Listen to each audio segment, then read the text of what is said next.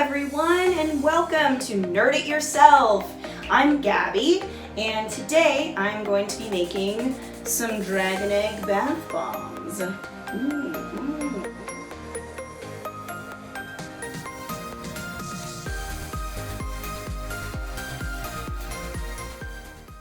gonna be really fun. I'm very excited about this, and I love bath bombs, especially during this specific time. I've been using bath bombs a lot, so really you can get these ingredients just about anywhere. The only thing that you might have trouble getting is the citric acid, and that is because it's just kind of a specialty thing. You can get all of these at Michael's, grocery stores, and Amazon. This is where I found the best. So, without further ado, let's get started. For this recipe, you'll need a 1/4 cup Epsom salt, a 1/4 cup citric acid, a 1/4 cup cornstarch, 1/2 cup baking soda, 3 teaspoons castor oil, 1 teaspoon essential oil, some soap coloring, some plastic molds, the baby dragons, of course, a tablespoon of water, a good whisk, and some rubber bands.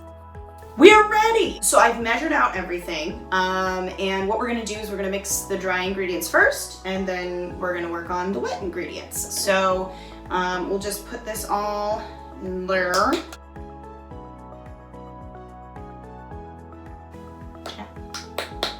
I absolutely love bath bombs, but I also love dragons. So this is combining both of the things that I like.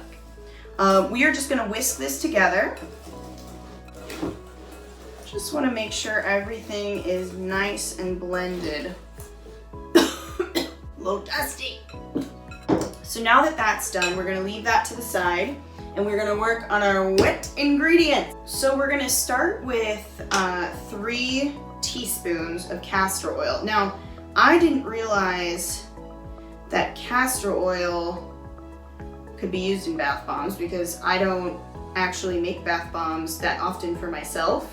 And so looking this recipe up, I realized that a lot of people use castor oil, and it kind of helps to make everything stick better. We're gonna do a teaspoon of essential oil. So, I mean, you can do more than this if you really want to. I love lavender, cannot wait to get this in there.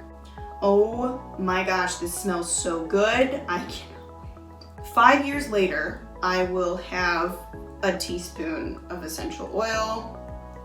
Boom. You know what? I'm gonna do a mix. I've got yellow, red, and blue. I'm gonna do a couple drops of blue.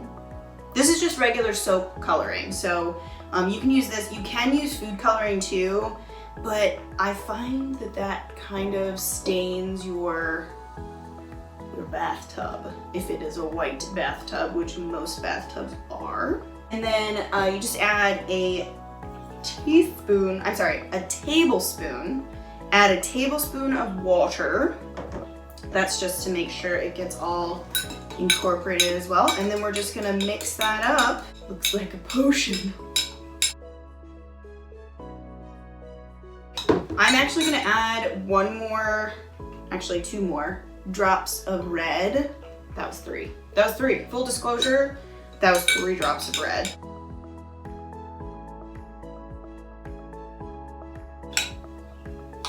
Yay, it looks so good.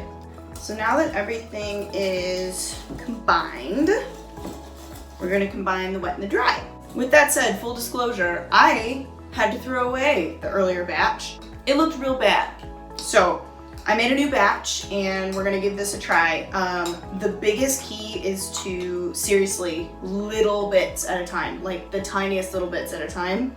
Otherwise, the citric acid will react, and it will basically turn into like a foam, which is what you want in a bath bomb, but you don't want it before you put it in the bath. So, little tiny bits. Honestly, if you wanted to wear a mask while doing this, totally fine. You can wear gloves too if you don't want to worry about it. I made such a mess on this table. It's okay. Crafting is messy sometimes, you know? It's part of the fun of it, I think. Keep smashing up the clumps.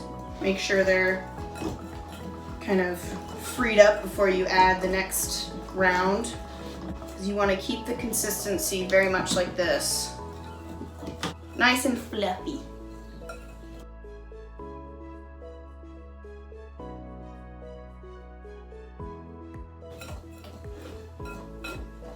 Alright, so we have a decent consistency now. I'm gonna come over and show you. You see that? Yeah. Got this little plastic mold. I'm excited about this. I'm just gonna kind of scoop some in there. Pack it down using the other mold. Fun little trick. And you want to get in there nice and tight because you want a nicely formed bath bomb. So the tighter you pack it in, the tighter the bath bomb will be. Tight. Now, the best part, in my opinion, is when you add your little dragon. This isn't really an egg shape. You could do an egg shape if you wanted to. I'm just gonna do this because, you know, why not? I have my little dragon here, my little dragon. Look at him. He's real cute. He's real cute. I'm just gonna stick him just like right in the center there. Just kind of, you know, nudge him in there. Oops. I definitely want these to be nice and solid. You just don't want there to be a crack in the side because then it'll just kind of fall apart when you end up opening it. Yeah, I'm gonna push out all the excess. You know, make sure it's all off of there. Because I don't have the little snappy ones, you can get the little snappy molds, but I don't have that. So I have these rubber bands that I'm gonna use to kind of make it nice and tight. Okay. There's that. Oh, look at that. Look at that. What you can do is you can either refrigerate it for 30 minutes or you can, like if you want to use it right now, you really need to, you can refrigerate it for 30 minutes. I'm actually going to leave this overnight and we're going to see what this looks like tomorrow. It's tomorrow! Wow! That happened so fast. It's been 24 hours and we're going to open this up. I learned a lot during this this craft. Mainly that you really want to mix in the citric acid slowly. That's my cat meowing in the background because I've closed him out of this room and he's very upset about it. So give yourself some grace. I had to do it once more just to be sure. And I did do a couple others with the batch that I had that I used for this one. So we got a few bath bombs out of it. Very excited about that. Okay, so to open it, you just want to be careful. You don't want to crack anything. What I have found is best is just to kind of slowly but surely kind of wriggle different parts free. He's so mad. Just kind of pull it there. Look at that. Beauty. Get the other side. They have these snappable molds, which I actually recommend because all you have to do is like snap them and then unsnap them. So it's not very hard. Not very hard at all. Woo! Heavens. You still gotta have this little circle here. So I like to just kind of break it off into a little bowl. If you want to make them look pretty, like if you're doing gifts or something, I actually have found that taking a little nail file to the side can kind of round it out and make it nice and smooth, and you can wrap it up in a cute little bow or whatever. But look at that. Look at that. That's a big bomb.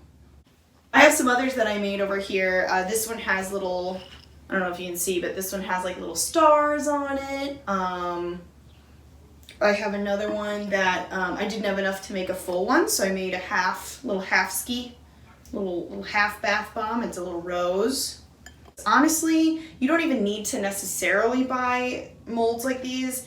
They're good because they're a pretty standard shape, but you could really use any like plastic container for this. Even like an ice cube mold would work for little bath bombs. So get creative, do your own thing.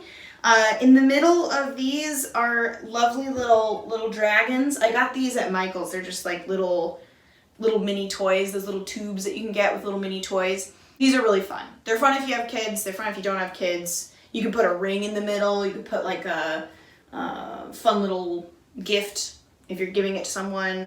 With that said, this concludes this video of Nerd It Yourself, and I really hope that you get out there and do what you do. And if you're a nerd like me, hopefully you nerd it up real good and add your own little flair in there. So enjoy, and thanks so much for watching. Bye-bye.